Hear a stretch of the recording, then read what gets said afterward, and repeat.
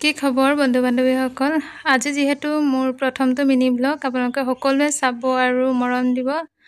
আৰু দেখিছে নহয়, ৰাতিপুৱাই কামত ধৰিলোঁ।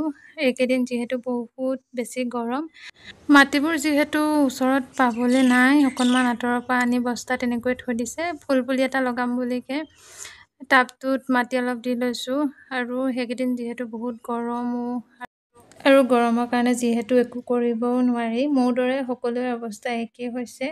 ৰাতিপুৱাতে কাম বন কৰি লৈ আজৰি হ'বলৈ মন যায়, আৰু সেইকাৰণে ফুলপুলিটো ৰাতিপুৱাই লগাই মেলি, যিহেতু ৰুমৰ কাৰণে ৰুমতে ৰাখিম, সেইকাৰণে নামটো আচলতে মই পাহৰি গৈছোঁ। ৰুমত ৰাখিবও পাৰি আৰু বাহিৰতো ৰাখিব পাৰি। মই এইটো ৰুমতে দিম। ৰুমত কিবা ৰাখিলে ফুলপুলি তেনেকৈ দেখিবও ভাল লাগে। সেইকাৰণে যিহেতু আমাৰ ঘৰৰে আছিলে, এই টাবটোত দেখিছে নহয়, এইজোপা দেখিব ভাল লাগে, যিহেতু সোনকালে বাচি যায়। আৰু এইজোপা হৈছে লাকি বেম্বো, আৰু এল'ভেৰাও আছে। লাকি বেম্বোজোপা বেছিদিন হোৱা নাছিলে লগোৱা, সেইজোপা বহুত সোনকালে ডাঙৰ হ'ল। আৰু এইজোপা আপোনালোকে চিনি পায় যদি নামটো ক'ব, মই নামটো পাহৰি গৈছোঁ। যিহেতু ইমান এটা এতিয়া ভাল লগা নাই। তাৰ গছজোপাৰ এটা পাত হৈ আছে, যেতিয়া পুলি পোখা দিব বহুত ধুনীয়া লাগে। গছজোপা ডাঙৰ হৈ গ'লে আপোনালোকক ডাঙৰ হ'লে দেখাম বাৰু। আৰু এইকেইদিন যিহে ৰ'দৰ তাপত গছ গছনি ফুল গছেই হওক চববোৰ মৰি গৈছে। গৰম যিহেতু বহুত দিছে এইবাৰ।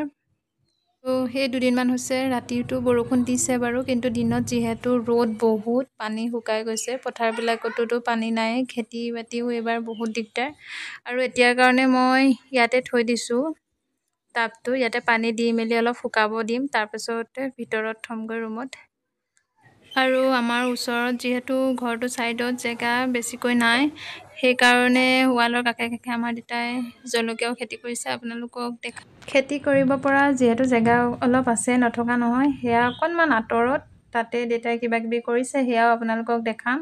এয়া ওচৰতে দুজোপামান ফুল ৰুইছে মায়ে। আৰু এইজোপা ৱালৰ কাষতে ভোট জলকীয়া বহুত লাগিলে। আৰু এতিয়া যিহেতু এইকেইদিন বহুত ৰ'দ দিছে, জলকীয়া মৰি গৈছেগৈ, আৰু জলকীয়া শুকাই গৈছে, গছবোৰ মৰি গৈছে। এইখিনিতে আছে বেঙেনা কেইজোপামান, আৰু একদম ষ্টেপৰ কাষতে চব জলকীয়া এজোপা আছে, যিহেতু বহুত বেছি লাগিছিলে এইবাৰ। আৰু এতিয়াও অলপ পকি আছে, দেখাই দিছোঁ আপোনালোকক। একদম সৰুৰ পৰাই লাগিছে জলকীয়াজোপা। আৰু ৰাতিপুৱা বুলি যিহেতু ক'বলৈহে, এতিয়া 11 মানেই বাজিলে। কাম বন কৰি আজৰি হৈ ভাত পানীও বনাই ল'লোঁ। দুপৰীয়াৰ কাৰণে বনাইছিলোঁ এয়া ঔটেঙা দি দালি, তাতে মাছ ফ্ৰাই কৰি থোৱা আছিলে, সেয়াও তাতে দি দিলোঁ। আৰু ভেন্দি আলু ভাজিছিলোঁ। এয়াই, আৰু আজিলৈ ভিডিঅ'টো সামৰিছোঁ, আৰু আকৌ লগ পাম।